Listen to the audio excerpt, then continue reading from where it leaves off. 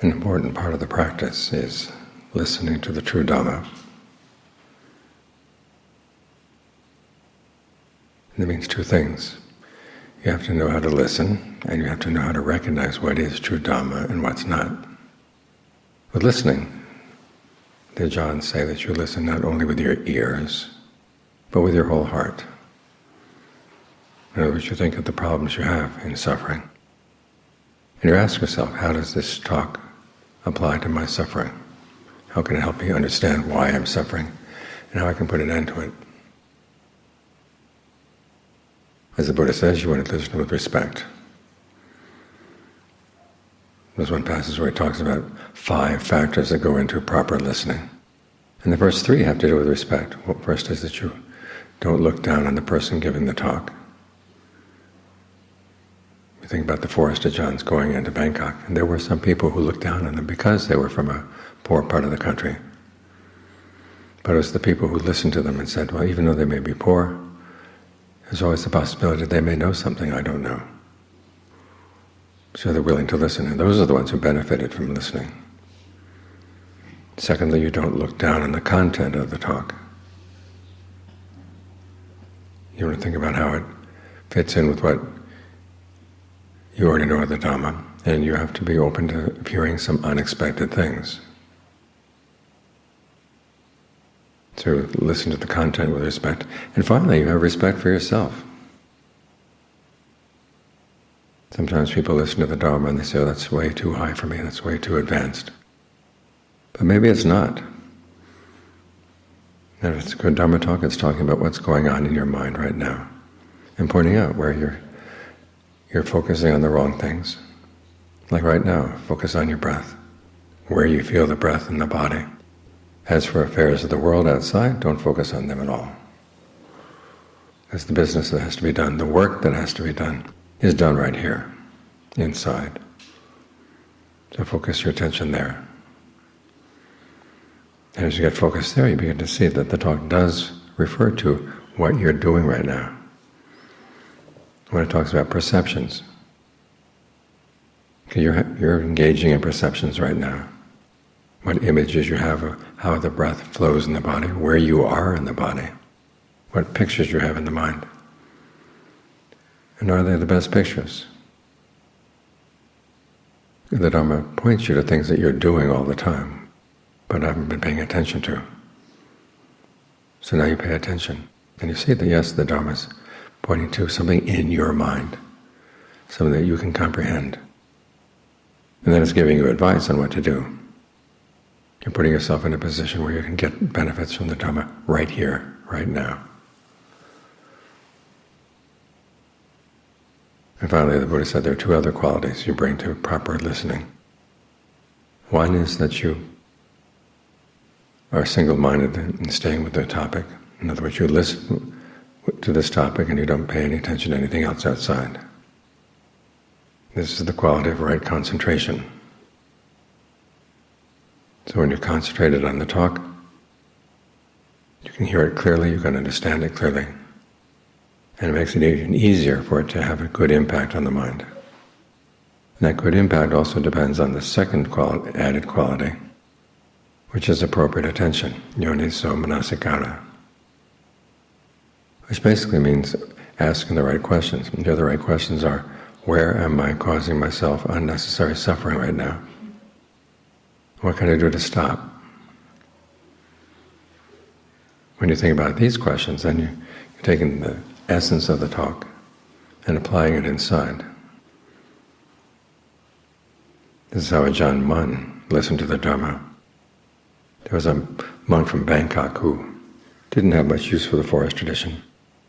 His teacher had been an old friend of Ajahn Mun's, and when he'd bring this junior monk with him to visit Ajahn Mun. But the way Ajahn Mun taught wasn't the same as the Dharma that was taught in the books in Bangkok at the time. He didn't understand it and was not impressed. And one time after his teacher died, he came and said to Ajahn Mun and asked him, I'm in Bangkok where there are lots of wise people all around. And even then there's times when I come across a problem that I don't know anybody can solve. Here you are out alone in the forest, where do you get to hear the Dhamma? As Ajahn Mun said, I get to hear the Dhamma 24 hours a day, 7 days a week, except for when I'm asleep. A leaf falls and it teaches the principle of anicca. Animals call out, it's the principle of dukkha. There's Dhamma to be heard everywhere. What he didn't say at the time, but was also an important part of his listening to the Dhamma, was he would have visions. It's the visions of the Buddha coming to teach him, the visions of the Devas coming to teach him, Nagas. And he realized if he believed everything that happened in his visions, he'd go crazy. Because just because you have a vision of the Buddha doesn't mean it really is the Buddha. The beings in these visions don't carry identity cards. So he realized that the one way he could keep himself from going crazy was to ask the right questions of the vision. One is, does this fit in with what I already know of the Dhamma? If it doesn't fit in, just put it aside. The second question is, if I were to put it into practice, what would the results be? It would look like the good results would be good. You could put it into practice. This is how you get to know the true Dhamma, by asking the right questions. If you found that putting the teaching into practice gave bad results, you'd say, okay, I can't trust that vision, put it aside. If it gave good results, then it was Dhamma. So it's in asking the right questions as you listen also helps you understand what is true Dhamma and what's not. Because after all, the Dhamma is meant to be put into practice. When the Buddha describes the three qualities that go into mindfulness practice, mindfulness, alertness, ardency. Mindfulness is the ability to keep things in mind. Alertness is knowing what you're doing while you're doing it. And ardency is trying to do it well. And when Ajahn Lee explains those three qualities, he says that the wisdom faculty there is the ardency. You realize that these teachings are not there just to look at or to think about. They're to put into practice. So if you're really wise, you put them into practice.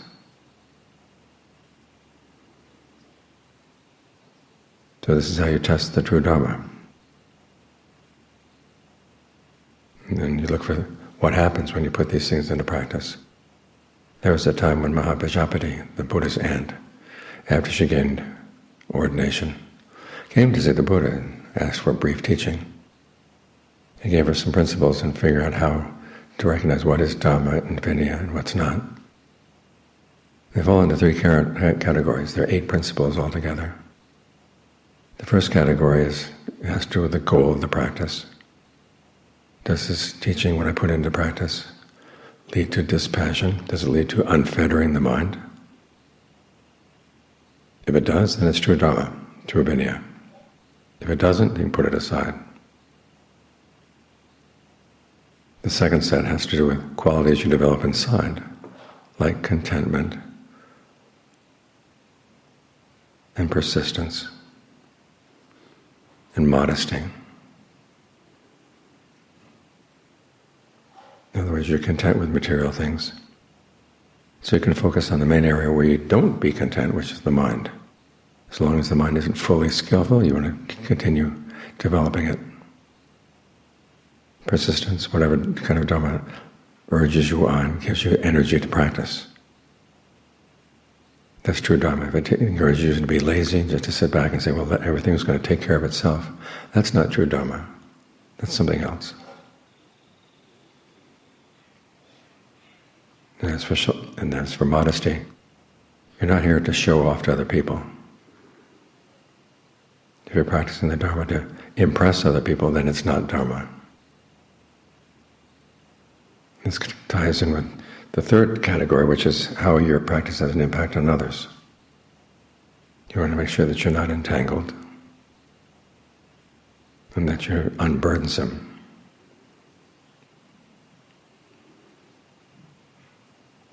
And being unentangled, the Buddha gives an example for a monk. People come to see him with questions about the Dhamma. And he answers them just enough so that they're satisfied with the question, satisfied with the answer, and they'll go away. In other words, you don't try to create a network by finding other things to talk about. You deal with the issue that they have, and then they go away. That's unburdensome. You don't make a lot of requests. You want to make sure that your style of life is not going to place a lot of burdens on other people. So any Dharma that would require that you be burdensome, it's not really Dharma. So these are the areas we want to look. When I put this into practice, does this have a liberating effect on the mind? Does it develop more persistence, energy in my practice? Does it make me more content with material things? Does it have a good impact on other people in the sense that I'm not entangled with them and I don't place burdens on them? Then you know it's true Dharma.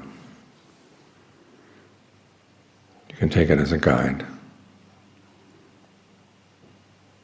But you realize that listening to the Dhamma in the right way requires a lot out of you.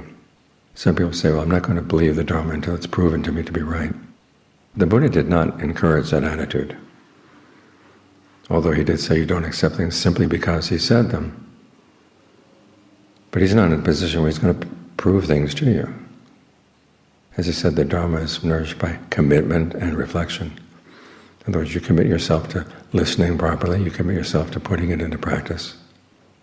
And then you reflect on the results. You have to make an investment. And look at how well you're doing. This requires a lot of you, but then it gives you a lot as well. Here it is, the path to the end of suffering, total end of suffering. So you want to encourage yourself to have that attitude that you respect the Dhamma and you're willing to commit yourself to it. Learn from it through actions, reflecting on what you're doing and the results that we're getting. That's how you grow in the Dhamma, and that's how you find what is the true Dhamma.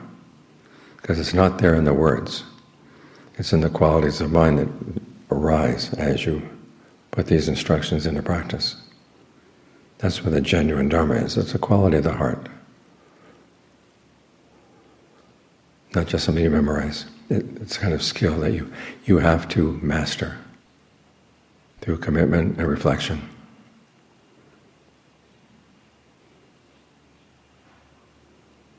That, as the Buddha said, is how the Dhamma is going to grow inside you. This is how you nourish it. The Buddha was doing everything he could to establish the true Dhamma. Now it's up to us to learn how to recognize it, show it the proper respect, and commit ourselves to it. So that as we reflect on what we're doing, we get closer and closer to the real thing.